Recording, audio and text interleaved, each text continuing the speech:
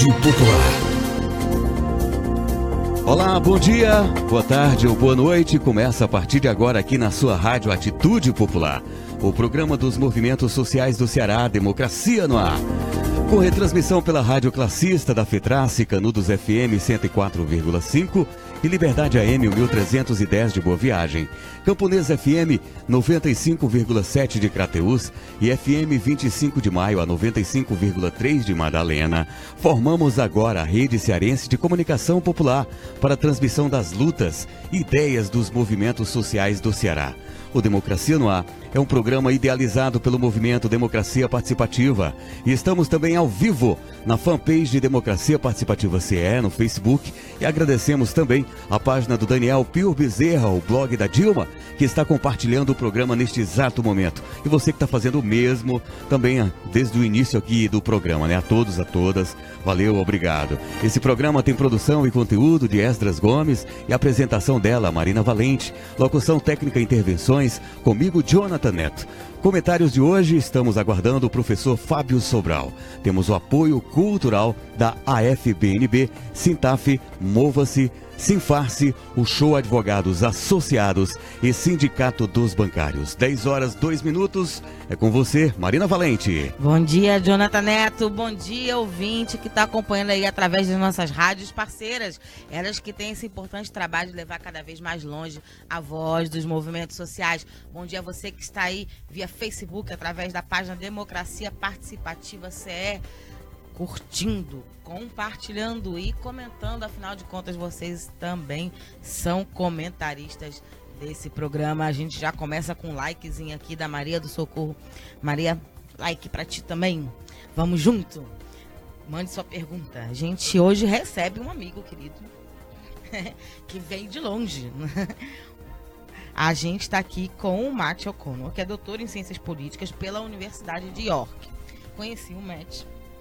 Bom dia, Matt. Bom dia, muito bom dia, ouvintes. Muito bom dia, John, Esdras e Lina. Muito obrigado pelo convite poder participar do programa hoje. Eu conheci o Matt quando a gente era jornalista da Construção Civil aqui de Fortaleza. E o Matt veio como pesquisador por 2 períodos, né? Foi. O último foi em 2015, justamente ali na boca do que viria a ser o Brasil em 2016, para estudar as relações de trabalho. Do doutorado dele, as relações de trabalho no Brasil e passando justamente pela construção civil leve, pela construção civil pesada. Ele conheceu as entidades patronais, as entidades dos trabalhadores, fez uma pesquisa riquíssima, também as instituições, conversou com o DIEESE, com o Ministério do Trabalho, e fez toda essa análise ali naquele momento que o Brasil estava ainda recolhendo os louros de um crescimento da construção civil. Então ele fez essa avaliação, que é importante, é um olhar de alguém que vem de um outro país, de outras relações trabalhistas, para observar e olhar a gente. E depois, ele está aqui hoje de férias, a gente rebocou ele das férias dele para vir aqui ao nosso programa, porque ele está vindo num Brasil completamente diferente, completamente de pernas para o ar. Então a gente também trouxe ele para que ele fizesse essa ponte, né, de olhar aquilo que ele observou naquele momento da pesquisa e olhar o Brasil atual, né, e ver como é que a gente também está aí sendo percebido no mundo inteiro, né, em outros países, e também conversar um pouquinho sobre as questões na Inglaterra, porque a crise está mundial e está pegando vocês também lá de alguma forma, né? Enfim, a gente vai conversar com ele sobre esse trabalho que ele fez e também estamos aguardando aqui nosso comentarista de todas as quartas-feiras, professor Fábio Sobral. Tô com saudade, que eu andei doente, que a gente nunca mais se cruzou, professor Fábio. Chegue logo.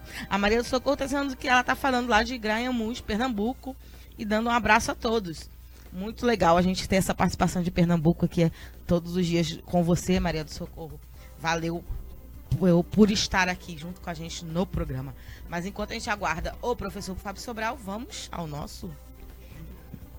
Vamos girar. Democracia no ar. Atitude Popular. Giro de notícias.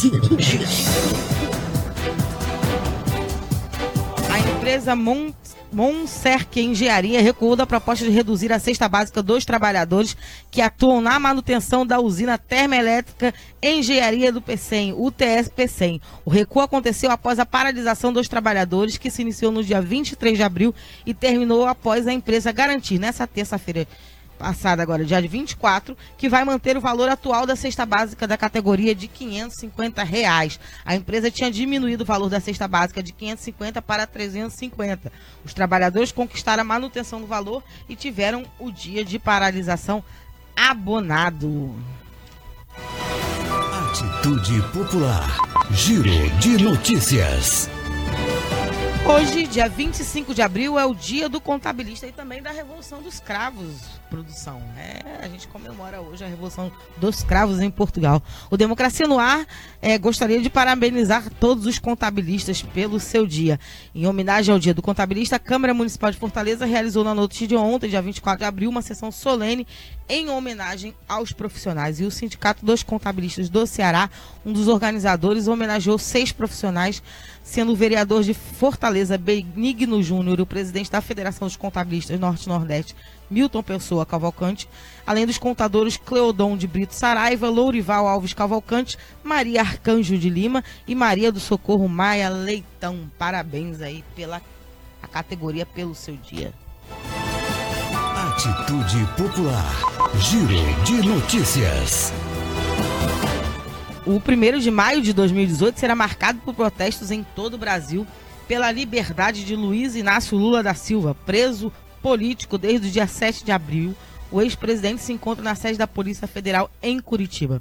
No estado do Ceará, a Central Única dos Trabalhadores, a CUT Ceará, a Central dos Trabalhadores e Trabalhadoras do Brasil, a CTB Ceará, a Frente Brasil Popular, FBP, e a Frente Povo Sem Medo realizam o ato no dia 1º de maio no ginásio poliesportivo da Parangaba.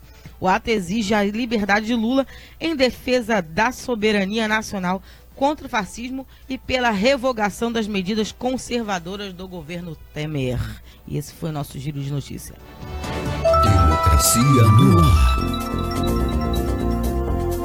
A gente já está com mais um comentário de ouvinte, o Adaías Bezerra, presidente do Sindipam Maracanaú. Cheiro grande, Adaías, saudade de você, dizendo: bom dia, gostaria de aproveitar o espaço para parabenizar todos os contabilistas do Ceará. Bacana, solidariedade entre categorias, carinho bonito esse. Nosso comentarista já se encontra aqui, cadê a vinheta? Vamos pra vinheta.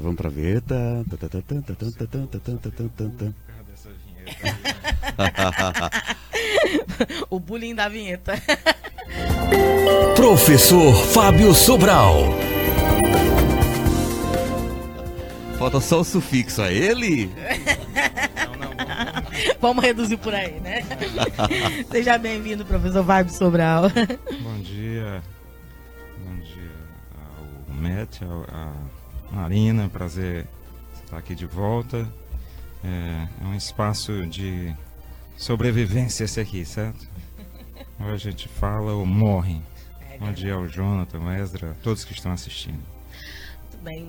Met, bom, a gente se conheceu ali num período onde os frutos da construção civil no Brasil tinham trazido alguns louros, né? A categoria estava com um traço de emprego, de crescimento, grandes obras saindo no país inteiro. Enfim, a sua pesquisa foi naquele celeiro, né? Eu queria que você falasse um pouquinho do que você descobriu, do que você analisou naquele momento.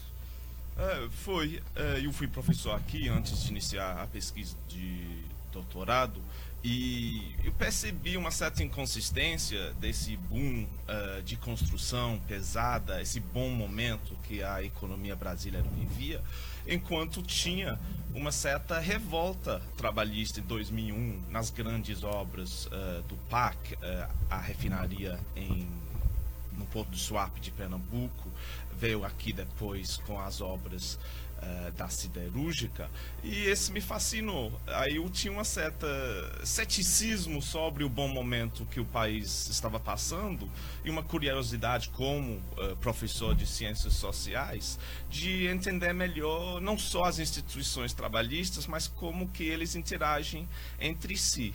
E eu acho que a construção representa um certo maquete da sociedade maior.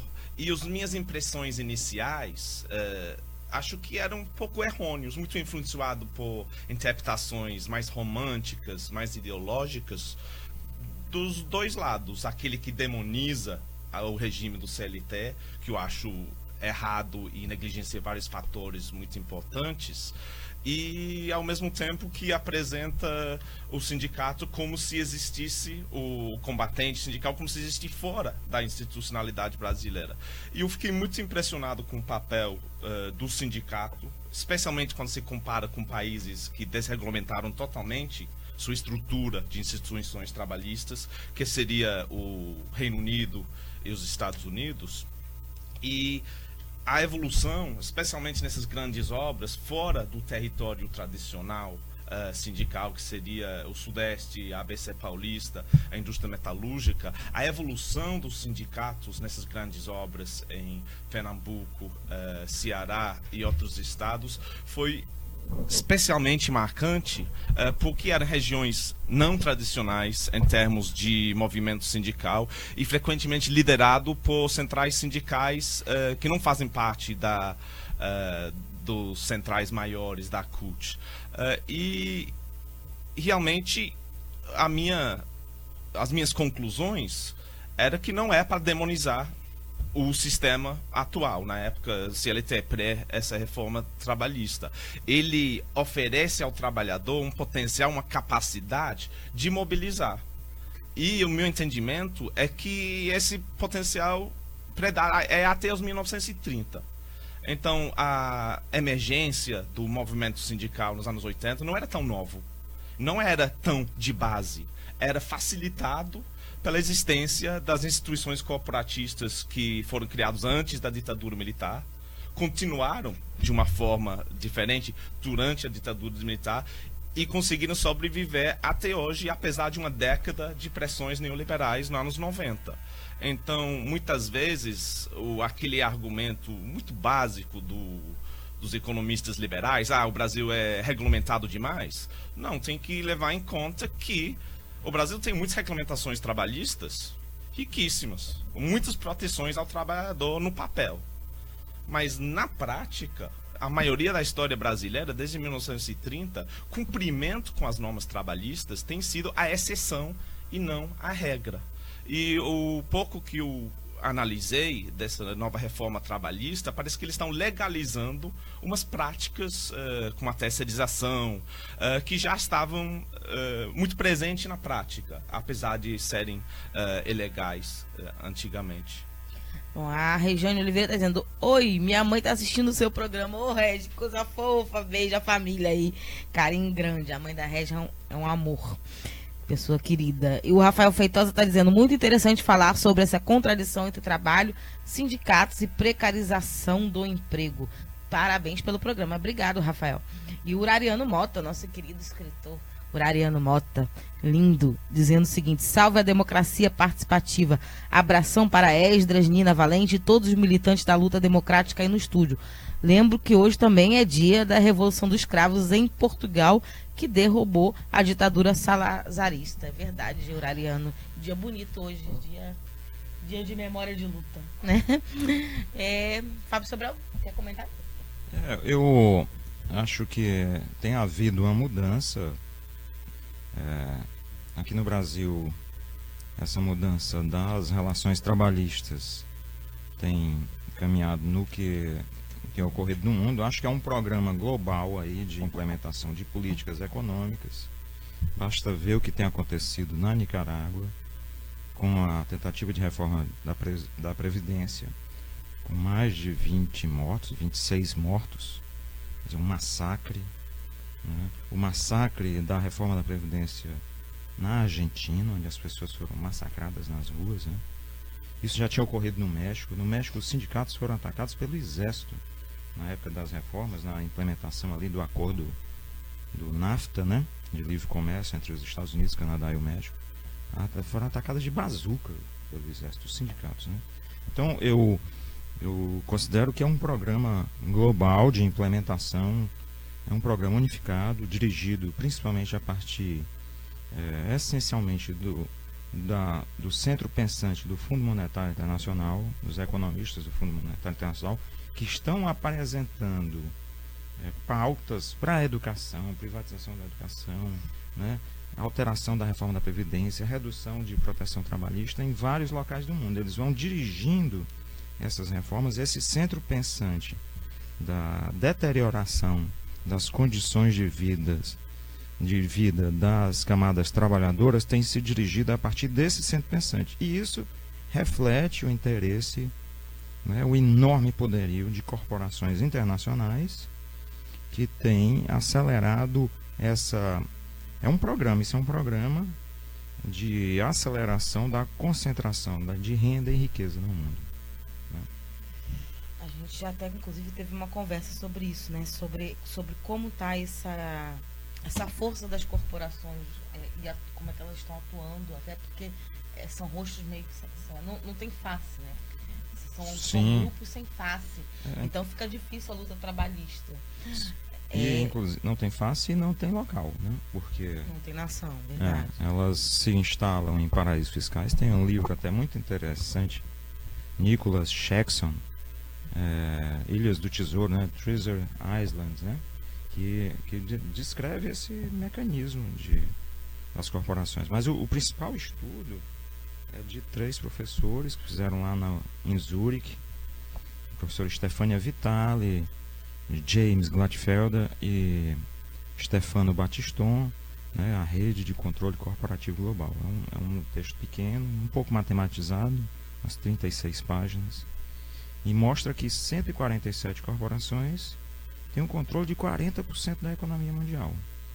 Entende? Esse é um fato assim impressionante. Que demonstra o quanto a gente está lascado. Um livro, já em 95, um autor americano, né, David Korten, né, quando as corporações regem o mundo, denunciava isso, sabe? As corporações tomaram o poder político, né? Elas conquistaram o Estado, o poder estatal, né? Elas conquistaram... A eterna briga do Fábio Sobral com o microfone. Ele fala baixinho, gente, ele é uma pessoa calma. Eu não sou muito calmo, não, Maria. Assim. Eu sou controlado, né? Assim. Então... Não, ser calmo não significa não ser de luta. Sim. Não, então é um controle das corporações. Essas corporações têm um programa, elas têm o controle do Estado, têm o controle de Estado. Não é à toa que ressurge a proposta de um Banco Central autônomo, independente de quem, né? Do povo, do poder popular, do voto, né? Então é um problema, certo? Eles controlando o Banco Central, o Ministério da Fazenda, órgãos policiais e militares, né? Você vê o Exército Brasileiro aqui, tem partido, né? É do PSDB, né? Sabe? Então, inclusive com filiação de generais ao PSDB, né? Talvez concorrendo a presidente. Então é um controle dos mecanismos de Estado. A gente às vezes até conquista governos, mas o mecanismo de Estado é deles, né? Matt, eu me lembro que a gente conversando ontem, você falou que a situação na Inglaterra também, na questão do emprego, não está muito diferente dentro desse processo de crise, né?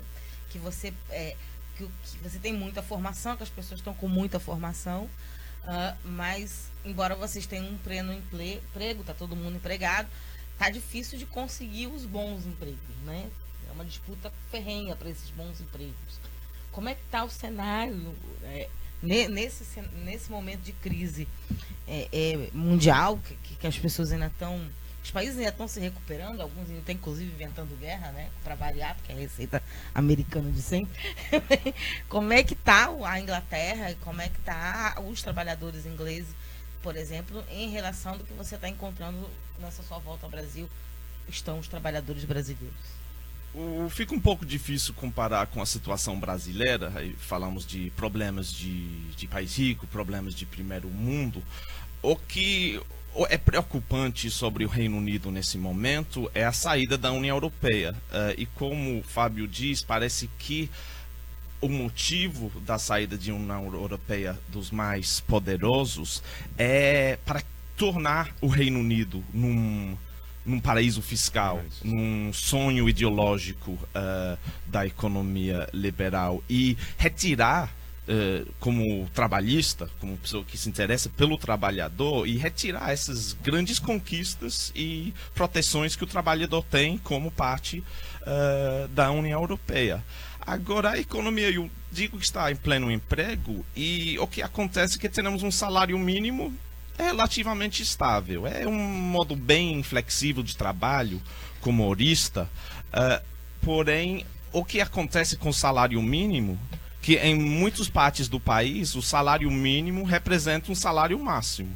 Você vê um trabalho para pessoa qualificada e falam 7 libras 50 a hora, R$30 a hora mais ou menos. E não, isso é salário mínimo. Você não está pagando isso porque é generoso, porque é um salário bom. É o salário mínimo em muitas partes do país. Tem que retirar Londres, que é um lugar muito específico, tem bastante desigualdade regional. O salário mínimo passou a se tornar um salário máximo. E a economia depende muito da mão de obra imigrante. Pessoas humildes, muito trabalhador, que vêm da Polônia, Lituânia, Portugal. Muitas pessoas já se migraram das nações africanas para Portugal, depois foram para a Inglaterra. Trabalhei muito com esses setores da população. São gente trabalhador. E nessa incerteza, instabilidade de trabalho, salários baixos, falta de trabalho estável, de qualidade, surgiu essa onda populista xenofóbica que os políticos usaram, manipularam como voto de sair da União Europeia. Então, a minha preocupação é como certos grupos, se dizemos a extrema-direita, têm utilizado o imigrante, o talvez subempregado, até a pessoa que vive aposentado do Estado por deficiência, como bode expiatório para os problemas do país. E temos visto um surgimento em crimes de ódio, injúria racial, porque essas pessoas que têm essas atitudes regressivas, preconceituosas, se sentem vindicados a expressar esse ódio, que antigamente não tinha, era uma coisa inaceitável, mas com esse surgimento populista de culpar o imigrante pelos problemas do país, pela precariedade de emprego, em lugar de realmente desconstruir, criticar a relação de trabalho, criaram o imigrante como bode expiatório. Pode sobrar a história se repete? Eu não sei se a história se repete, né? Quem tenta... é uma frase até do Marx, né? Que ele usa, mas é anterior. Que a história se repete como tragédia e como farsa. Tragédia no sentido grego, né? Trágico, é uma luta trágica, né? E quem tenta reproduzir a história acaba cometendo uma farsa, um elemento farsesco. O que eu acho é que esses setores corporativos que até nós discutimos aqui, né? E os seus pensadores que são reunidos em institutos, né? Nós conhecemos bem aqui no Brasil esses institutos.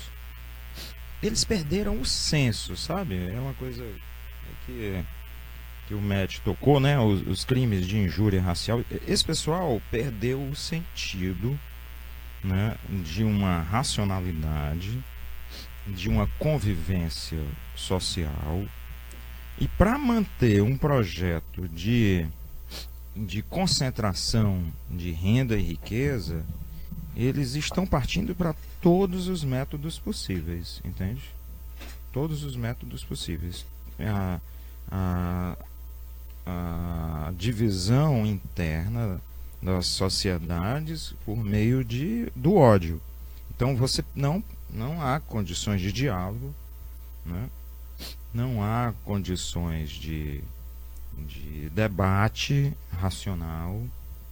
Eu creio, é como se, por exemplo, nós estivéssemos, quer dizer, essa é a grande farsa. A tragédia foi ali na Alemanha nazista, né? E na Itália fascista. Hoje é a grande farsa. Eles reproduziram esses setores. Naquela época já houve um pouco disso no mundo todo, né? Setores nazistas se espalharam pelo mundo todo, né? O Partido Nazista Americano, aqui no Brasil, a presença muito forte de uma simpatia pelo nazifascismo em certas regiões.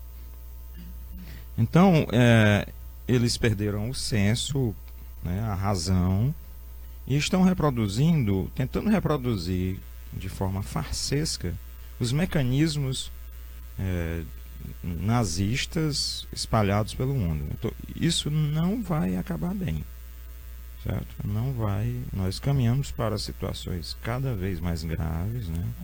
Aqui no Brasil, nós caminhamos.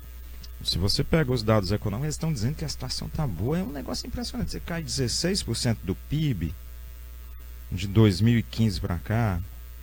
Aí qualquer crescimentozinho parece um crescimento significativo, mas não se sustenta. Então, nós caminhamos para situações de agravamento social muito grande. Então, o conflito está estabelecido, sabe?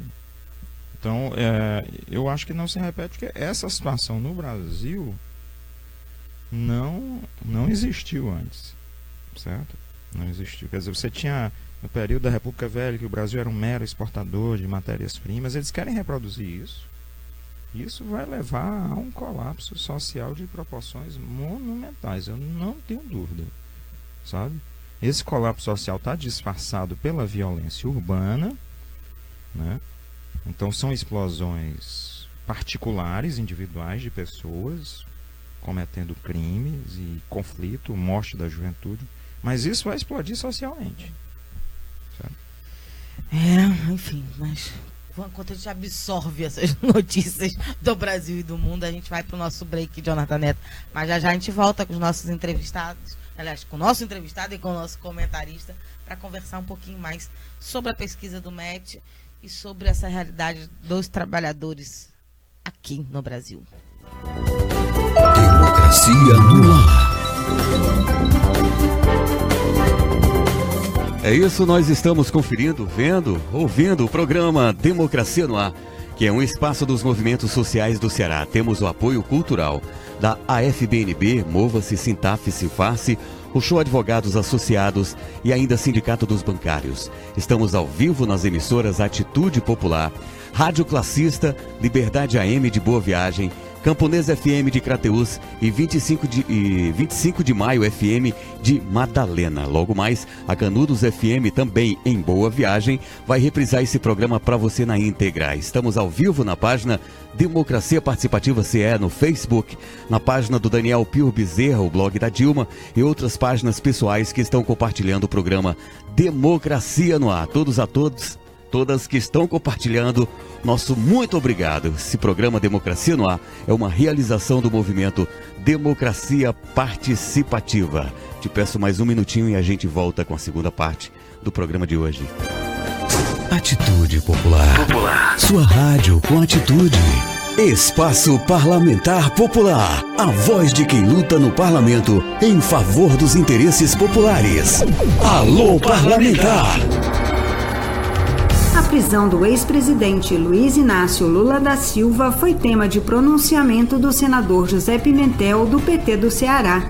Para Pimentel, ao prender Lula, o Poder Judiciário brasileiro desrespeitou os princípios democráticos previstos na Constituição Federal.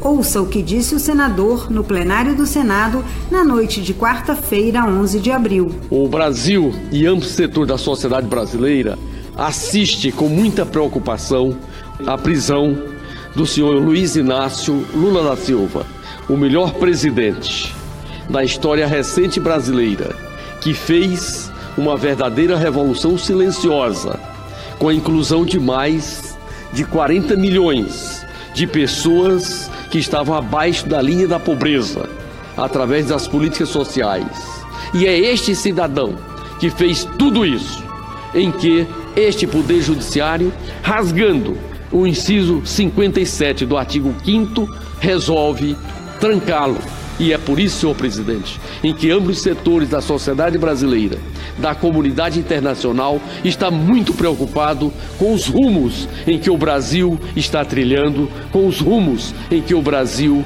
resolveu caminhar. Por isso, Lula livre para resgatar a Constituição de 1988. Espaço Parlamentar Popular. Atitude Popular. Sua rádio com atitude. 10h32. Segunda parte do programa, Marina. Nós aqui de volta outra vez.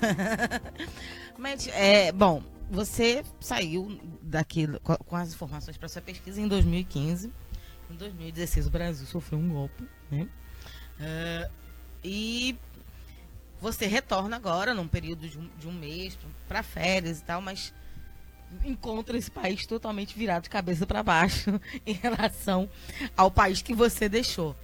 Deu para sentir isso? Quer dizer, e você estando lá, os brasileiros que você conheceu aqui, fez elos de relação, inclusive dentro da construção civil e tal, estavam demonstrando para você o que estava acontecendo, você estava acompanhando, enfim, até porque sua esposa é brasileira, é uma jornalista brasileira.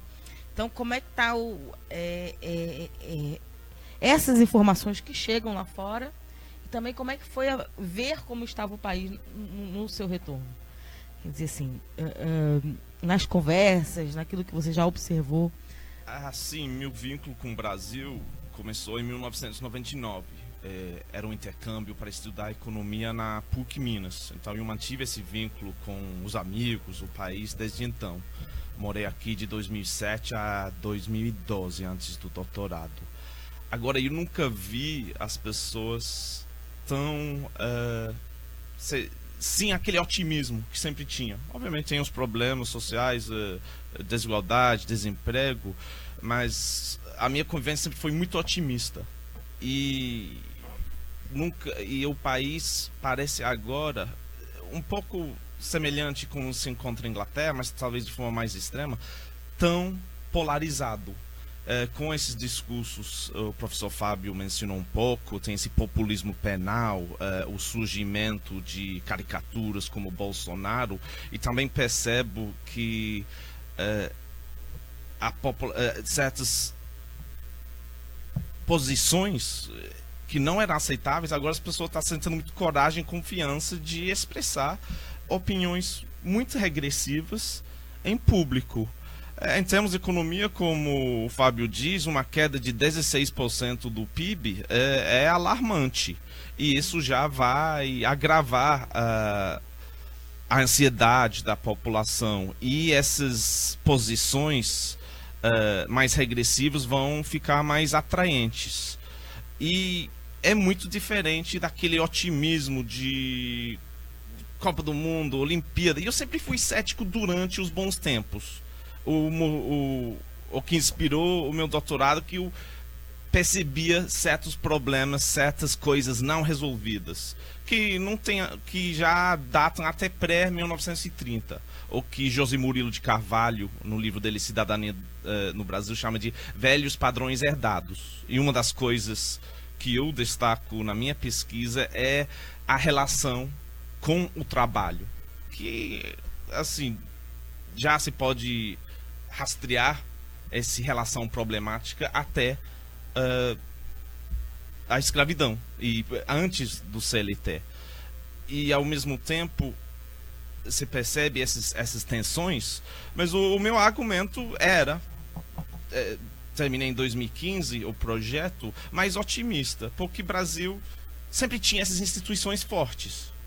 E eu argumento que essas instituições têm semelhanças com aquelas instituições fortes de Alemanha, que tem uma distribuição de renda, uma qualidade de trabalho e emprego muito melhor daquele que temos no Reino Unido.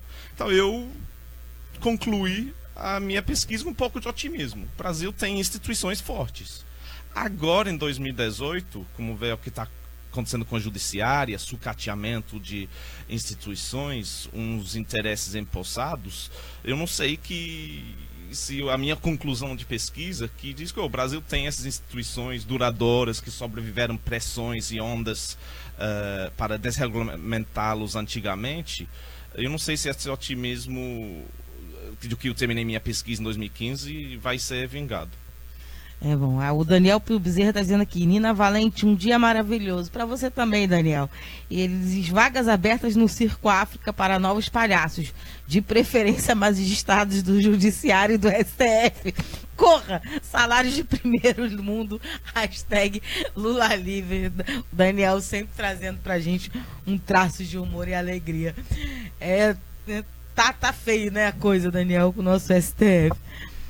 Fábio, eu acho que a gente nota isso também, né? De que a gente estava numa empolgação de um futuro vindouro, né? E que tudo foi buraco abaixo, assim, né? Parece que a gente desceu uma ribanceira com tudo. Jogaram a gente dela. O John Kennedy Ribeiro, Lula da Silva, tá dizendo pra gente bom dia, John Kennedy. Eu queria que você falasse sobre isso e se você acha que ali naquele período pré-golpe, bom, o MET vai mais além, ele diz que isso aí já estava lá presente na nossa própria estrutura social há muito tempo, né?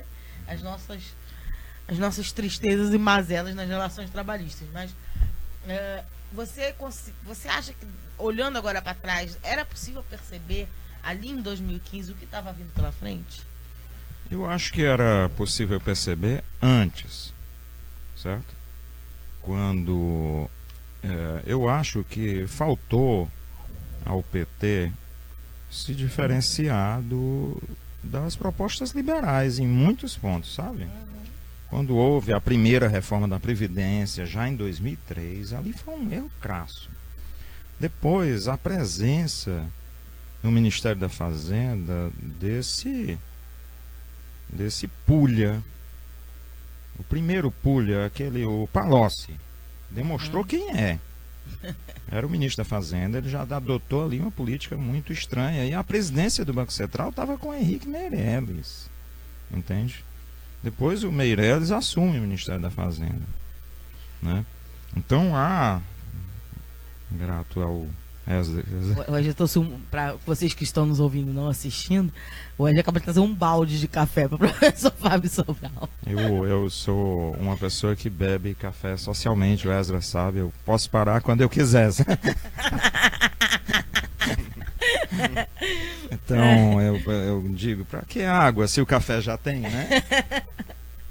Então eu acho que houve problemas, houve uma tentativa de conciliar capital e trabalho, né?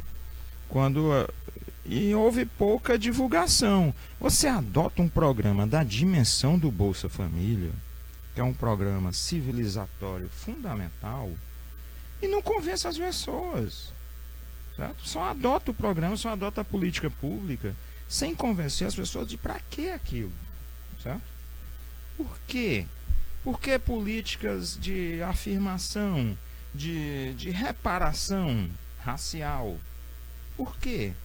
Era preciso, sabe, estabelecer um combate político que convencesse as pessoas a darem um salto para um patamar mais alto de civilização. O Brasil sempre foi uma civilização agressiva, né? Agressiva, uma civilização muito desigual e muito violenta. Essa ideia do brasileiro alegre e pacífico não é verdade. As classes dominantes sempre foram muito agressivas, né? Nós que vivemos aqui sabemos disso, né? Entende? Então eu vi na minha infância uma coisa que me marcou terrivelmente na minha infância. Era no meu bairro um policial ter pegar um menino negro e espancar no meio da rua. Essas cenas foram comuns ao longo da vida, né? Da minha formação. Entende? Isso é uma das marcas que me levou, inclusive, ao combate, sabe? Entende? A não compactuar com isso, né? Essas cenas me marcam até hoje, né?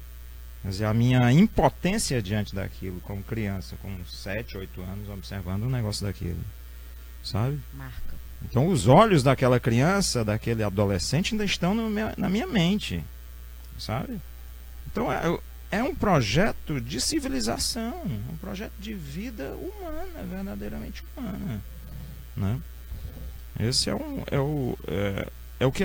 Mas algumas pessoas são formadas para odiar mesmo os mais pobres, né? Negros, indígenas, foram formadas nisso, nesse massacre permanente, né? No projeto escravocrata. Então se chocam dois grandes projetos no Brasil, entende? Não há meio termo. Hoje desapareceu o meio termo. Quem tentar recompor esse meio termo está fadado ao fracasso. E meio termo não é bancar aquele isentão, né? Isso, porque na verdade tem um povo que banca o isentão, porque mas tá vendo o circo pegar fogo, e na verdade tem lado, só não quer ter vergonha. Na verdade o Brasil sempre foi esse conflito. O meio termo sempre foi para amortecer, como se diz, foi um peleguismo para amortecer o conflito social, né? O Matt me falou ontem uma coisa muito interessante. Ele falou assim: eu nunca fui de esquerda, né, Matt? Não é minha posição política. Não tenho. Eu fiz a minha pesquisa muito de uma forma imparcial, tal. Mas eu estou num momento que eu estou defendendo coisas que são tão óbvias para mim, né? Como direitos humanos ou coisas básicas, e que parece que eu sou de esquerda, porque o outro lado está num extremo absurdo, né? Na Inglaterra, esses extremos também estão estabelecidos e você percebe que a que ponto esse extremo pode levar a sociedade como um todo, ou está influenciando no mundo como um todo também? Assim, continuando o que você diz, Nina, eu nunca me identifiquei como ser de esquerda. E, diferente do que o professor Fábio diz, eu ainda digo que existe a possibilidade de conciliação entre o capital e o trabalho. Por isso, apesar de ser inglês, eu vivo apresentando a Alemanha como garoto propaganda de um modelo de capitalismo mais humana, com melhor qualidade de trabalho, mais equitativa, e tem a Áustria, Dinamarca, Noruega, Suécia, os países nórdicos como exemplo. Mas onde eu saio dessa imparcialidade, talvez o rótulo seria de pesquisador pelego, por acreditar nessa conciliação, onde eu me sinto militante, aí eu bato boca em sala de aula, aí eu sinto ira, no antirracismo. E as coisas parecem tão... Desculpa, estou falando do Brasil, sua pergunta era da Inglaterra. As coisas parecem tão óbvias e a evidência comprova que são coisas bem-sucedidas. A Bolsa Família, os ganhos reais no salário mínimo, reparação racial, que é urgente. E a evidência demonstra que deu certo na Nova Zelândia, deu certo na Malásia, começou no ano 50 nos Estados Unidos, deu certo. E o que me entristece no Brasil é que esses projetos estão na infância. É só bem recente que as pessoas reconhecerem a necessidade urgente de reparações raciais. E agora esses projetos estão sendo demonizados, e eu que defendo esses projetos, Bolsa Família, redistribuição de renda, ação afirmativa em tudo, mídia, trabalho, setor público, aí eu sou rotulado de esquerda. Então, se vê, no exterior, nos Estados Unidos e na Inglaterra, eu sou militante antirracista, de igualdade e essas coisas, mas a contra-reação de posições regressivas é muito bonita. A sociedade civil se orgulha, se percebe todo dia no Twitter, se fica lamentando, preocupado com a emergência desses discursos de ódio, mas ao mesmo tempo um pouco aliviado com a reação da sociedade civil. Agora, se vê o jovem negro assassinado pela polícia nos Estados Unidos, o que provocou o movimento Black Lives Matter, mas a gente sabe os nomes dos jovens negros assassinados injustamente pela polícia nos Estados Unidos. Mas quando se compara o Brasil, um assassinato desse está acontecendo toda hora em todos os capitais do país. Então isso realmente é alarmante. Então eu sou um pouco mais otimista no sentido que vejo um modelo econômico dentro dos parâmetros do capitalismo que dá certo, que seria aquele coordenado, tripartite corporatista, que deu certo na Alemanha, a Áustria, os países nórdicos, conseguiu resistir às pressões de desregulamentação, neoliberalismo, conseguiu um nível aceitável de distribuição de renda, e eu fico aliviado quando vejo a reação da sociedade civil em termos das injustiças, o surgimento do discurso de ódio. Mas acho que o Brasil sempre foi o extremo. Reino Unido é desigual, Estados Unidos é desigual, o Brasil é muito desigual. Tem problemas de desigualdade racial, legado de uma estrutura altamente agressiva, como o professor Fábio diz, e o Brasil tem muito disso. O preocupante é esses projetos serem infância, já comprovado que dão certo, já comprovado que contribuem para o desenvolvimento, e tem essa contra-reação, rotulando tudo, coisa do PT, coisa do PT, coisa de Lula. Fica difícil ter uma conversa com muito parte da população brasileira agora. Você acaba só conversando de coisas triviais só para evitar um argumento, ser rotulado de petista, Eu nunca fui essa é a eleição de 2010, eu ensinava economia para comunicação social e sociologia no curso de direito.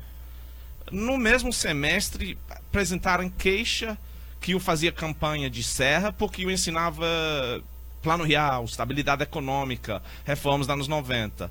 E outra turma foi apresentar queixa que eu fazia campanha de Dilma porque eu ensinava sobre novos movimentos sociais, o sindicato dos metalúrgicos da ABC Paulista, essas coisas. Então aí eu me sinto no fogo cruzado às vezes. E eu não vejo que essa coisa de achar que eu achar que Bolsa Família é ideológico. Eu acho espetacular, acho que tem que ter Bolsa Família 10. O que é mais frustrante nessas conversas da esquina, conversa de mesa de bar, é que a pessoa fica lhe dizendo como tudo no exterior é maravilhoso. E o próximo assunto é como aqui é ruim, porque tem Bolsa Família, porque tem ação afirmativa, porque inventaram racismo. Aí você acabou de dizer que esse país é maravilhoso. Esse país tem Bolsa Família multiplicado por 20. Tem ação afirmativa desde os anos 50. Tem um reconhecimento desses problemas. Então, a contradição. Inglaterra não é tão diferente, não, nesse discurso de sair da União Europeia, falamos que estamos vivendo num período pós-verdade. E como alguém que já passou 4 anos no doutorado, que é um processo árduo, acho que eu sempre sou uma pessoa que fala muito. Acho que isso está aparecendo agora. Agora eu estou aprendendo o valor de, às vezes, ficar calado. O Dilmar Paiva está falando: o professor Fábio Sobral sempre apresenta excelentes análises em economia política e crítica social. O professor Fábio, quer comentar? Não, eu acho, Matt, que essa atitude dos setores reacionários brasileiros é já antiga, é formada na fazenda, entende? Há até um historiador chamado Jorge Caldeira, no livro A Nação Mercantilista, em que ele diz que foi uma escolha manter o atraso brasileiro desde os períodos coloniais. Foram escolhidas certas medidas. Isso entra no extremo quando você pega a polêmica do Barão de Mauá com o imperador Pedro II, né, pela abolição do trabalho escravo e a adoção de uma política industrial, né, e o imperador escolheu manter o trabalho escravo. E eu acho que é a atitude. Esses setores dominantes aqui sempre foram admiradores da França, né, Portugal primeiro, depois da França, depois Inglaterra e Estados Unidos. Hoje são os Estados Unidos, né? E sempre odiaram o Brasil, sabe? Odiaram a sua cultura popular. A cultura popular foi até se afirmando pela sua criatividade, né? Mas sempre foi algo odiado, quer dizer, sempre houve uma identificação e esse desejo do externo, mas de morar lá e não de ter isso aqui, de reproduzir as suas, sabe? Aliás, a gente tá mandando um bando para Portugal, podiam ir mais, né? Que? Eu não tô me incomodando não, esse povo tá indo para Portugal, professor Fábio Sobral. Não, vão estragar Portugal. Mas a gente está devolvendo a nossa devolução da colonização.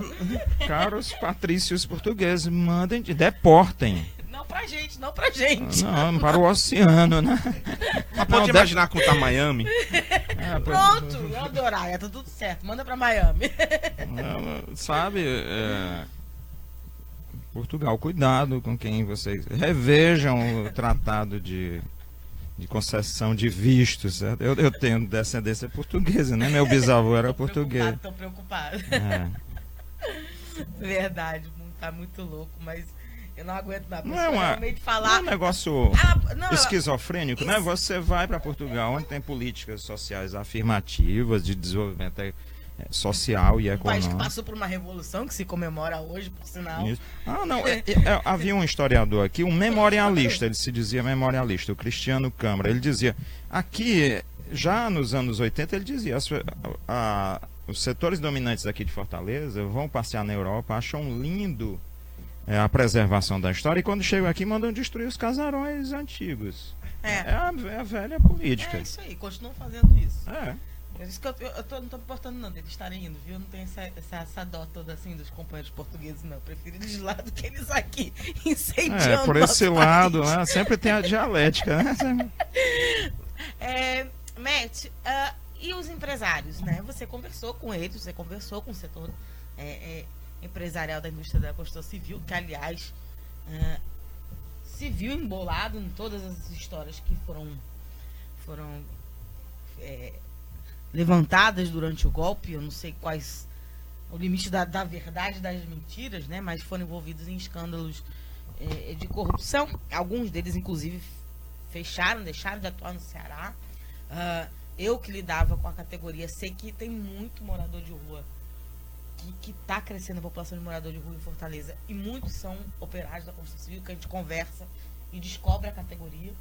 Muitos, inclusive, dessas construtoras empregavam ex-presidiários, ex-detentos, então era uma oportunidade de reinserção na sociedade, e com o fechamento delas, isso é um problema, isso gera um problema social, e essas indústrias estavam começando a disputar fora do país, né? Então elas estavam fazendo a indústria nacional crescer, a construção civil estava nesse bojo de fazer grandes obras em outros países. Enfim, a gente estava num crescimento bonito. Então você conversou com eles ali naquele momento de otimismo. Eu não sei se você tem conversado com algum ou tendo contato, como é que está o resultado desse processo todo pro ramo. Mas eu queria que você falasse um pouco, né, da visão que eles tinham naquele momento, né, e se você tiver continuando o contato, qual é a visão que eles têm agora de tudo que está acontecendo. Eu vou apresentar minhas opiniões pelegas para começar. Eu fui muito bem recebido pelo Sinduscom de São Paulo e pelo Sinduscom aqui do Ceará. E o que me chamou a atenção do setor empresarial, pelo menos o que eles eram conversas longas, em muito detalhe, é que eles não apresentavam essas opiniões que o economista de Miami, o economista neoliberal apresenta. Eles não foram tão críticos do CLT, da quantidade de direitos. Eles tinham um compromisso muito forte com a saúde e segurança, as normas regulamentadoras, acidentes de trabalho e reduzir. E eu não achei a distância entre o empresário e o sindicalista no dia a dia dele. Obviamente ele se identifica como combativa, como bater de frente, mas o que eu vi no dia a dia, o que o representante empresarial estava me falando, o que eu vi acompanhando a patrulha, a distância não era esse tanto que faz parte do imaginário sindical, como uma luta combativa. Agora, das grandes empreiteiras, a impressão que eu tinha, que eu posso nomear eles, Odebrecht, Queiroz Galvão, Camargo Correia, ser fichado, contratado por uma dessas empreiteiras, do ponto de vista do trabalhador, eram trabalhos muito bons, seguros, bem remunerados. Houve nos recursos humanos desses grandes que conseguem agir unilateralmente, sem entrar no Sinduscom. Era uma meta, um desejo do trabalhador, do operário da construção, trabalhar nessas empresas. Agora, onde eu identifiquei a falha, do setor empresarial. Eles tinham esse compromisso com condições de trabalho, com capacitação de mão de obra, mas eles eram negligentes na cadeia produtiva deles. O que eu argumento na minha pesquisa, quando falamos do modelo brasileiro, eu chamo ele de incongruente. E como eu digo que o canteiro de obra, especialmente esses canteiros de obra grandes, onde Odebrecht, etc., atuavam, eram maquetes da sociedade maior. Então você tinha esse emprego estável, com todos os direitos respeitados, passagem de volta para a cidade natal, reconhecendo a realidade daquele operário migrante, o trecheiro se fala, mas no mesma cadeia produtiva, no mesmo canteiro de obra, você tem outro extremo de, eu não gosto muito de usar esse termo, que é um pouco complicado, trabalho análogo à escravidão. Então, existe esse compromisso. Eu achei o setor empresário um pouco negligente de garantir o cumprimento das normas de segurança, da CLT, do direito do trabalho na cadeia produtiva toda. Então, a minha opinião, pelega um pouco de simpatia para o diabo, se diz em português. Professor Fábio Sobral? Eu tive uns embates aí em outro programa de rádio, né, na Rádio Povo, um do Sinduscon daqui, e tem um aluno, um ex-aluno, espião, junto ao pessoal da construção civil.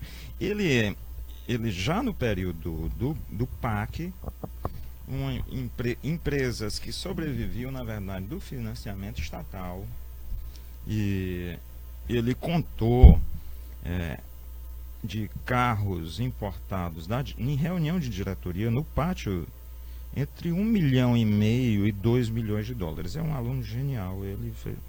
Os carros importados da diretoria valiam isso.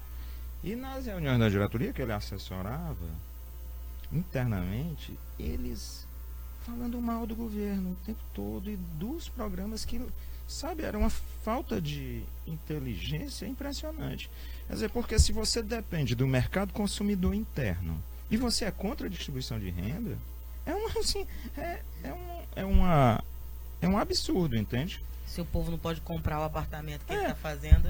Você aqui, eu moro nessa região, se você tem pessoas que têm pequenos negócios, restaurantes, lojas, né, franquias em shopping, e as pessoas são contra a redistribuição de renda, só tem um termo técnico, é burrice, né? Burrice total. Então, os setores médios e empresariais médios não entendem nem os seus interesses, sabe? Eles acabam adotando o critério daquele 0, o pessoal fala, nos Estados Unidos tem 1% mais rico, né? Aqui não é 1% mais rico não, porque 1% mais rico aqui ganha a partir de 10 mil reais. Na verdade é um número muito menor, é 0,08% da população, que é extremamente rico e tem um programa claro de condução da economia a partir desses princípios agressivos do neoliberalismo. E o resto das pessoas são convencidas por ele não sei o que sabe? É o glamour dessas pessoas, né? Entende? E adotam coisas que são contrárias aos seus interesses. Então, eleitores do Bolsonaro, né? Vocês estão caminhando por um programa que será contra vocês. Eu encontro pessoas dirigindo Uber que perderam o emprego e são favoráveis às medidas econômicas que levaram à perda de seus empregos. Entende? É um negócio assim totalmente maluco. É a pós-verdade. A pós-verdade. Apontar a arma para a própria cabeça. Ou a mega burrice. Também. A Juliana Cavalcante de Souza está dizendo: no Brasil tem-se um total desconhecimento do processo político pela grande maioria das parcelas da sociedade, que acham que o exercício da cidadania se dá apenas durante o período eleitoral e resumem o seu papel pela troca de favores e mantimentos. Trata-se de um processo deturpado de legitimação da ação do Estado. Eu não sei se eu concordo totalmente com isso. Tem uma parte na eleição de vereadores, deputados, isso tem funcionado. Você tem uma liderança de bairro em Fortaleza, e essa liderança tem a cada 2 anos um grupo de pessoas que votam e ela distribui dinheiro e o pessoal vota. certo? Isso aí é uma coisa que tem que ser pensada. Agora, você nota pelas últimas eleições presidenciais que, de fato, as pessoas querem um outro Brasil, certo? E nas pesquisas eleitorais tem demonstrado que, mesmo com todo o bombardeio midiático... São Paulo agora, ele dizendo que claramente que o presidente de São Paulo quer Lula também, né? Saiu a pesquisa ontem. Foi? 20%. Isso é o fim do mundo. É o fim dos tempos. Por incrível que pareça. Incrível que pareça, né? Desde 1932, que São Paulo é a capital do reacionarismo, né? Desde 1932. E salvo me engano, produção, confere pra mim, os outros candidatos não superam nem os brancos e os nulos, não é isso? Foi a pesquisa? Eu acho que bate por aí. Se alguém estiver ouvindo puder dar essa informação aí pra gente. Foi de qual instituto? Foi o Ibope. Foi mesmo? Foi o Ibope. Vixe, então é verdade. Eles não iam dar esse dado assim. Pois é, impressionante, é isso. Novos ventos, talvez, quem sabe, professor Fábio Sobral, a justiça foi tamanha que o povo está se sacudindo. Mas a gente já, passou um pouquinho do nosso horário. A gente tá dando um chorinho, mas é porque a audiência hoje tá uma audiência boa, então a gente deixou, porque o povo tá gostando de conversar com a gente e a gente vai gostando de conversar com o povo, né, professor Fábio Sobral? Mas eu vou pedir as considerações finais suas, Matt, porque a gente já está na hora de ir. Eu acredito que são momentos preocupantes, especialmente nesse surgimento de ódio. Não está baseado na evidência. Eu, que não me considero uma pessoa muito ideológica, me preocupa muito. Como o Fábio diz, burrice. Para terminar numa nota um pouco vulgar, a gente fala em Inglaterra, a gente está se cagando na própria cama, que vai ter que deitar depois. É um ditado. A gente ri pra não chorar, né? É um ditado lindo, vou passar a usá-lo. E eu espero muito que o resultado da eleição desse ano seja um resultado, um ponto de partida para uma onda mais progressiva para a população. A Juliana Cavalcante de Souza dizendo, excelente debate. Obrigada, Juliana. Professor Fábio Sobral, suas considerações finais. Diante desse ditado, né, eu conheci o ditado alemão, né? Mijando no próprio pé, né? Aqui é dando um tiro no pé, né? A gente é mais limpinho na coisa. Eu realmente não tenho prognóstico, sabe? O dia de amanhã no Brasil ficou muito difícil de prever, entende? Eu não sei. Eu sei... que a gente tem que ter clareza. Eu sempre defendi, acho que a gente tem que ter um programa civilizatório para o Brasil, que deve ser comum aos candidatos de esquerda, e, sabe, inclusive colocando a questão da natureza, porque muitos deles são desenvolvimentistas e extremamente agressivos com a natureza, né? Então, é isso, um programa, né, de unificação da parte da população brasileira que acredita em uma vida civilizada. Lembrei a expressão nossa equivalente, é jogar no ventilador. Em inglês também, eu escalei o nível de vulgaridade do mercado, do ventilador. É porque é muito grande a situação. Mas é isso. Enfim, a pesquisa bate mesmo, né, professor Fábio Sobral? 20% aí do 20%. Lula. 20%. Né? Bolsonaro e Alckmin 14%. Ainda tem gente que vota no Alckmin, né, rapaz? Impressionante. Cola de chuchu, como se diz. É o caso da cama mesmo, né? Teve gente que votou no Dória, né? Teve gente que votou no Crivella, enfim, tem gente, mas quem sabe aí o que está acontecendo no país faz com que essa gente mude aí de opinião, como saiu nessa pesquisa. Mas está na hora de voltar pro Brasil para fazer uma pesquisa. Eu te falei isso, tá na hora. Você tem que fazer a reedição, porque tudo aquilo que você estava estudando lá desembocou numa loucura muito grande. Vou pedir à esposa. pedir autorização para voltar para a terrinha dela. Mas enfim, muito obrigada pela sua presença, muito bacana a sua participação e a gente ter o resultado daquilo que você estava aqui pesquisando e produzindo. Professor Fábio Sobral, muito obrigado por mais uma quarta-feira aqui com a gente. Eu que agradeço. E a gente se encontra amanhã com mais uma edição do programa aqui, 10 horas da manhã. Democracia no ar. Beijo grande, cheiro. E com você, Jonathan Neto. Democracia no ar. É isso, acabamos de conferir, ouvir o programa Democracia no Ar, que é um programa dos movimentos sociais do Ceará. Temos o apoio cultural da FBNB, Sintaf, Sinfarce, Mova-se o Show Advogados Associados e Sindicato dos Bancários. Apresentação Marina Valente, produção de Esdras Gomes, locução técnica e intervenções comigo, Jonathan Neto. Comentários de hoje com o professor Fábio Sobral. Agradecemos as nossas parceiras, a Rádio Classista, Canudos FM, Liberdade AM, Camponesa FM e 25 de Maio FM. Ainda ao blog da Dilma, ao Daniel Pio Bezerra, páginas aí do Facebook e a sua página pessoal também que compartilhou o programa de hoje. A todos, a todas, muito obrigado. Amanhã, a partir das 10 horas da manhã, a gente se vê, a gente se fala. Bom dia, boa tarde, boa noite, até lá. Democracia no ar. Atitude Popular. Sua rádio com atitude.